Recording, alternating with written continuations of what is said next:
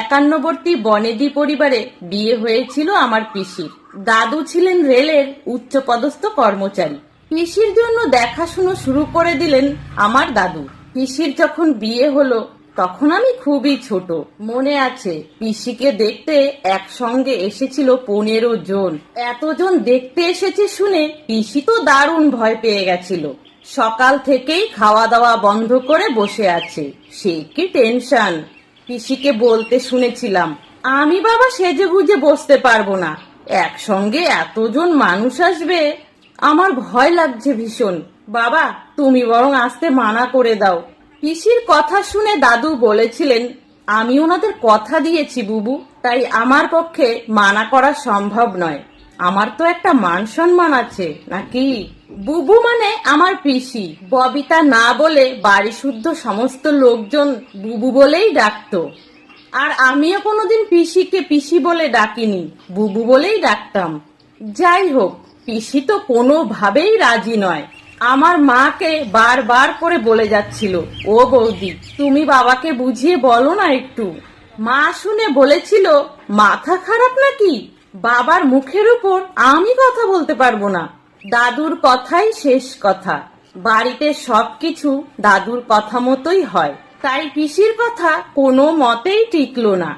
দাদু পরে শান্ত মেজাজে পিসিকে বলেছিল, তাছাড়া তোমার বিয়ের বয়স তো হয়েছে, গ্রাজুয়েশন কমপ্লিট করে ফেলেছো, এখানে না হোক বিয়ে তো অন্য কোথাও হলেও দিতে হবে, এক দেখাতে তো আর বিয়ে হচ্ছে না। সেই সময়ে আমার পিসি ছিল বেথুন কলেজ থেকে পাশ করা সায়েন্স গ্রাজুয়েট। তখনকার দিনে বিয়ে মানে একটা ছোটখাটো ইন্টারভিউ। কি জানি কি সব প্রশ্ন করবে, পিসির সে কি টেনশন। আসলে আমাদের বাড়িতে পিসি ছিল খুব আদুরে, বাবার থেকে 9 বছরের ছোট। আমার মা তো নানান রকম টিপস দিয়ে যাচ্ছে পিসিকে। অবশেষে পাত্রপক্ষ দেখতে এলো। দেখতে এসেই পিসিকে পছন্দও হয়ে গেল। দাদু দেখলো একটা ভালো ফ্যামিলি, ছেলেও ভালো চাকরি করে, তাই আর দ্বিমত করলো না।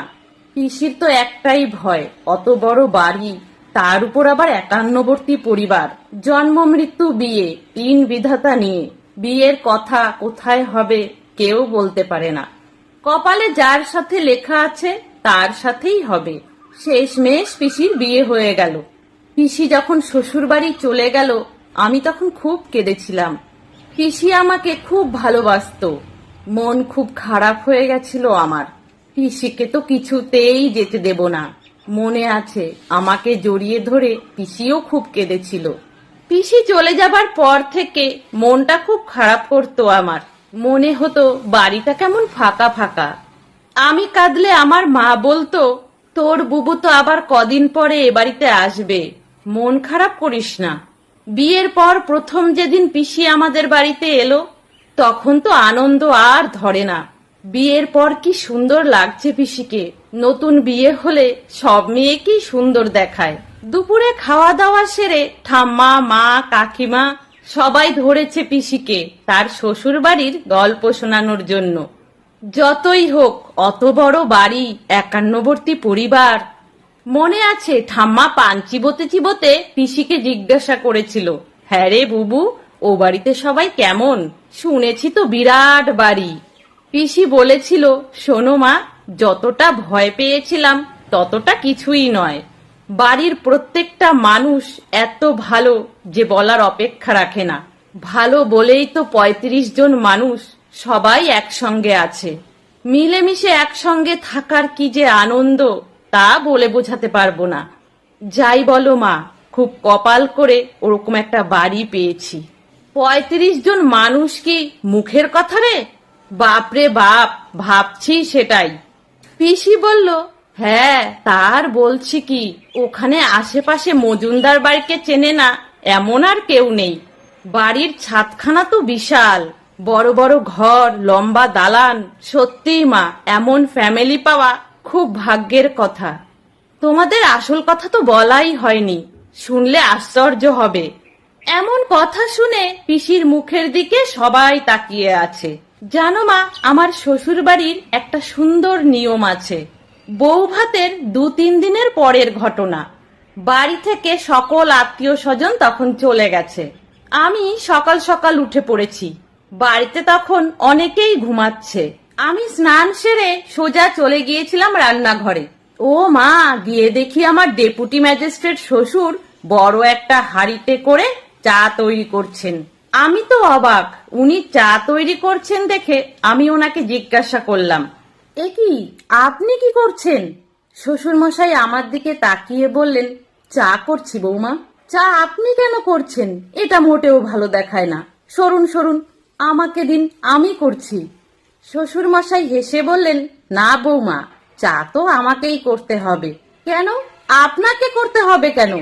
শ্বশুর মশাই বললেন, ও, তোমাকে তো বলা হয়নি, এটাই আমাদের বাড়ির নিয়ম। আজ রবিবার, রবিবারগুলো সবকিছু একটু অন্যরকমই তুমি দেখবে, কারণ বিয়ের পর এই বাড়িতে তোমার প্রথম রবিবার। এই রবিবারগুলোতে বাড়ির সকল মেয়েদের ছুটি। আজ সকল মেয়েরাই দেরিতে ঘুম থেকে উঠবে। রবিবারের সমস্ত কাজের দায়িত্ব ছেলেদের। যেমন এই যে সকালে আজকে চা করার দায়িত্ব আমার। আমি সকলকে চা করে দেব, তারপর ঘর মোছা, রান্না করা, বাসন ধোয়া, খেতে দেওয়া, বাড়ির যাবতীয় সব কাজ আজকে ছেলেদের। কথাগুলো শুনে ভীষণ অবাক হয়ে জিজ্ঞাসা করলাম, কেন, কাজের লোকেরা তাহলে কি করবে? রবিবারে সমস্ত কাজের লোকেদেরও আজ ছুটি। বলেই একটা চিত্রগুপ্তের মতো একটা খাতা বার করে আমাকে দেখালেন, কার কোন কাজের দায়িত্ব আজ। আমি তো এইসব দেখে শুনে হা করে শ্বশুর মশাইয়ের মুখের দিকে তাকিয়ে আছি। তারপর শ্বশুর মশাই বললেন, প্রতিদিনই তো মেয়েরা সমস্ত সংসারটাকে সামলায়, এই একটা দিন ওদের ছুটি। আজকের দিনটা ওরা কিভাবে কাটাবে সেটা ওরা নিজেরাই ঠিক করে। বিকালে বাড়ির সমস্ত মেয়েরা বাইরে ঘুরতে যাওয়া, সিনেমা দেখা, থিয়েটার দেখা, সেটা ওরা নিজেরাই ঠিক করে আমাদের জানিয়ে দেয় ওরা কোথায় যাচ্ছে। রবিবারের মেনুটা মেয়েদের পছন্দ মতোই হয়। আর আমাদের বাড়ির ছেলেরা বাড়ির সমস্ত কাজই জানে। মানে ছেলে এবং মেয়ে উভয়কেই বাড়ির সমস্ত কাজ শেখানো হয়। শুধু মেয়েরা শিখবে, ছেলেরা নয়, এমনটা হয় না। তা তুমি উঠে এলে, আর সেই লাট সাহেব কোথায়? আমি বললাম, ঘুমোচ্ছে এখনো। আচ্ছা, এসেই যখন পড়েছো, তাহলে চায়ের কাপটা নিয়ে যাও। গিয়ে বলো আজ রান্নাঘর পরিষ্কার করার দায়িত্ব কিন্তু ওর। মনে আছে ওর নিশ্চয়ই, তবু বলে দিও গিয়ে। মনে মনে ভাবি, মেয়েদের জন্য এতটা ভাবা হয়? যেখানে মেয়েদের সংসারের ঘানি টানতে টানতে নিজেদের সুখ স্বাচ্ছন্দ্যই ভুলে যায়, সেখানে এই মজুমদার বাড়িতে এত সুন্দর একটা নিয়ম। সংসারের যাবতীয় কাজ ছেলে বা মেয়ে বলে আলাদা কিছু নেই।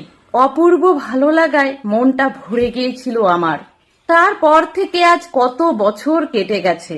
পিসির বাড়ির সেই রীতি আজও অব্যাহত। পিসির দুই ছেলে, ছেলেরাও বেশ বড় হয়ে গিয়েছে। বড় ছেলে চাকরিও পেয়েছে, কিন্তু রবিবারের সেই ট্র্যাডিশন আজও চলে আসছে আগের মতোই। তাহলে বন্ধুরা, এই ছিল আজকের একটা সুন্দর গল্প। যদি ভালো লাগে প্লিজ লাইক করে দেবেন, সাথে কমেন্টেও জানাবেন আপনাদের সুন্দর মতামত। সকলে ভালো থাকবেন, সুস্থ থাকবেন।